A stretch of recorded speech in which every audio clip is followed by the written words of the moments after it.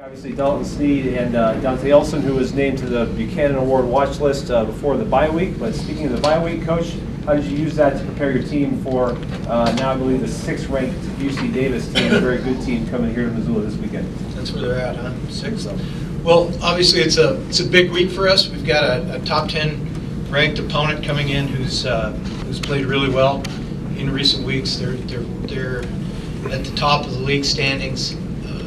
They're going up and down the field on people. They're playing well on defense, and certainly we'll have our hands full.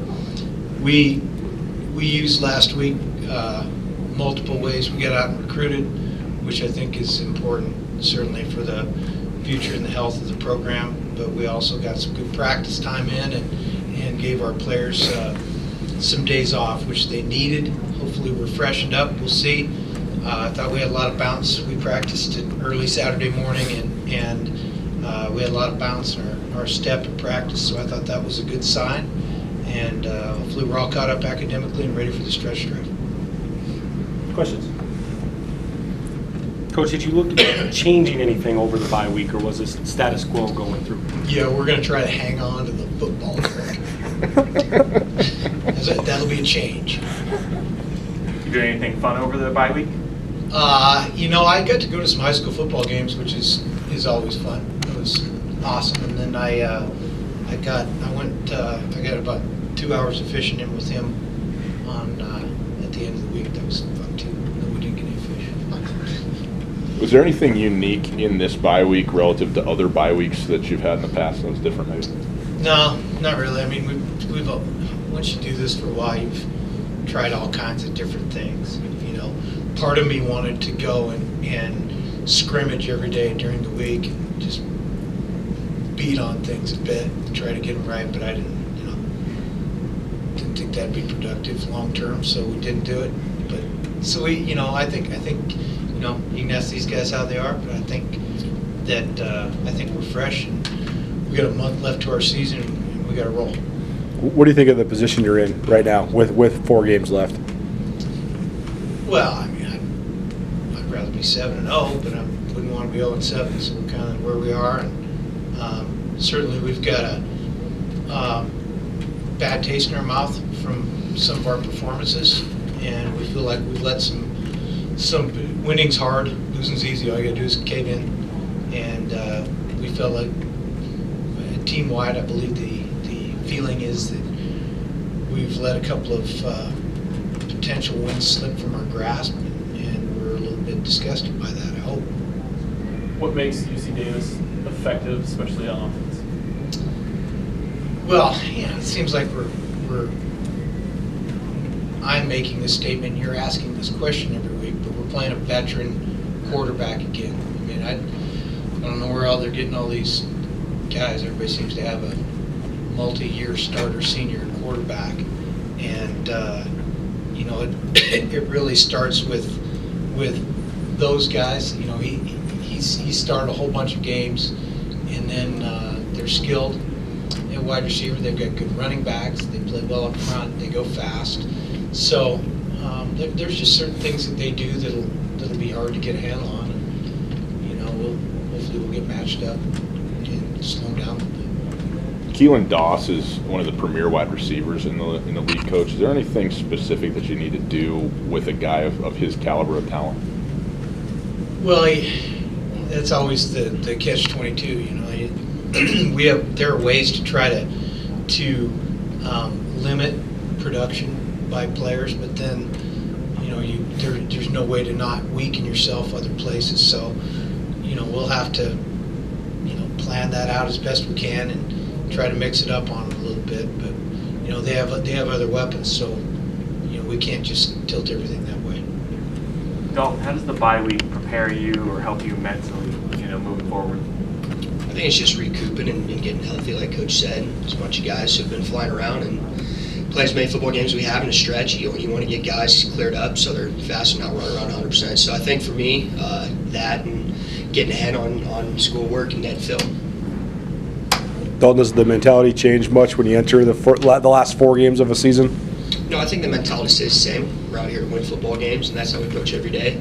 it's how we want to be as a team every day to win every week and win every practice. So, no different mentality. We want to go out there and perform our best. When you were playing in the FBS, a lot of times you're playing for a bowl game this time of year, but now that it's a playoff scenario, is that different to you?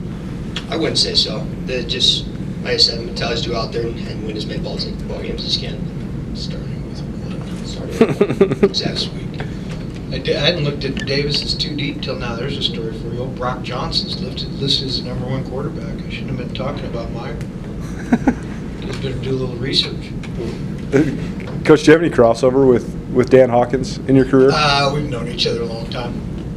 You know, Hawk's a good guy. He's fun. I enjoy him. He's a good dude. Dante, when you're kind of going through, fall camp all the way up until now is the bye week, I guess more beneficial mentally or physically as well? A little bit of both. Like Coach Hauck was saying, it's good to catch up on school, stuff like that mentally. It's obviously a mental grind too, going through the season. Physically, it's good to have a few days off and recover a little bit. So football's a violent game. When you have a premier offense coming to town to play, is that something that you get excited about, that you look forward to as a defensive player? Obviously UC Davis is a great team, a great offense. I wouldn't say I'm more excited for one game than the other, besides the fact that it's a must-win for us. We need to go 1-0 this week, so I'm excited to get back out there this week and get ready for Saturday. Coach, if you do end up getting a shootout with them, do you think that there are areas that you can attack them? What's kind of your assessment of their defense? They're going to mix up their fronts a little bit. They're primarily an odd front team.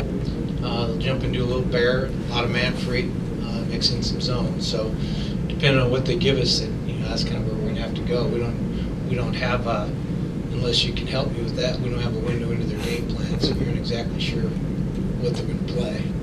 So whatever they give us, we need to do. There's no perfect defense, so we're going to have to get into the right calls against the right fronts, right coverages, and try to take advantage.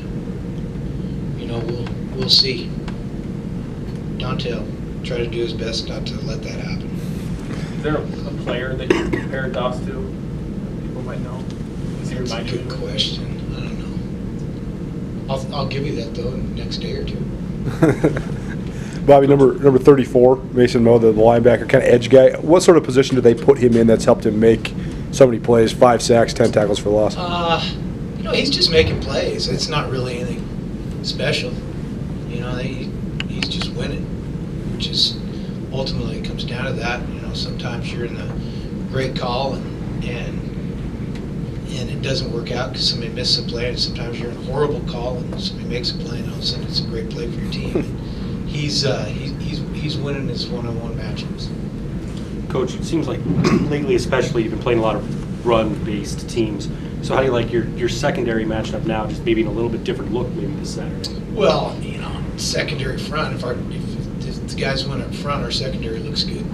So we need to win up front. That'll help our secondary out, and conversely, when they decide they're going to run the ball, we better support them off the back. UC Davis running 88 plays a game in conference play. Have you guys played anybody that have run at that kind of tempo yet this year? We haven't played them yet, so I don't necessarily know how fast they really run. We've been tempoed a few times. It's just something that we have to be prepared for, and we'll get ready for it this week. Is that a difficult preparation, or is it just kind of the same as it is week to week? Everybody does it, so I don't think it's hard. 10 years ago it was more difficult. Right. Now, everybody has some form of it. Well, not everybody, but you're going to see it a bunch. We see it in practice all the time, so they go fast. It's not something that's boring. Dante, obviously the Buck is the premier watch list that you could have as a defensive player. So what does that mean to be on that list? It's a huge honor, obviously. I said it before. It's a blessing from God, but at the same time, it's just a watch list. We have 4 games left of the season, and that's what I'm worried about right now. Is this week we have to go out and get it done. So, obviously it's really something special, but at the same time, can't be focused on something like that. I have to be focused on the here and now. So. Coach said that you guys had a pep in your step on Saturday practice. How would you describe what the attitude of the team was like at practice this week? You know what? Practice on Saturday. Yeah. It was good. It was fun. A lot of energy. Gotta keep that moving forward this week, obviously.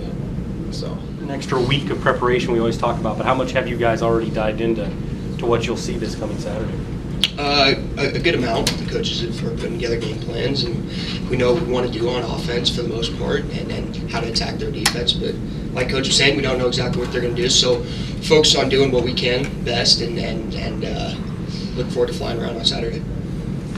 Coach, this is just the next in a long line of games where this team wasn't in the league your first go-around. What's that experience like playing teams in the Big Sky? You know, we played them a couple times last time, so it's nothing new. You know, a lot of people have changed seats during that time as well. So, but it's fun having Hauck there. You know, and then Bob Biggs was the head coach there last time.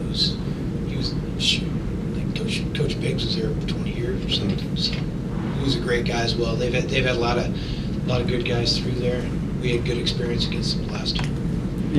You mentioned knowing Hauck for a long time. Has this always been kind of his trademark, the offensive creativity that they're using to produce like they have so far this last couple of years?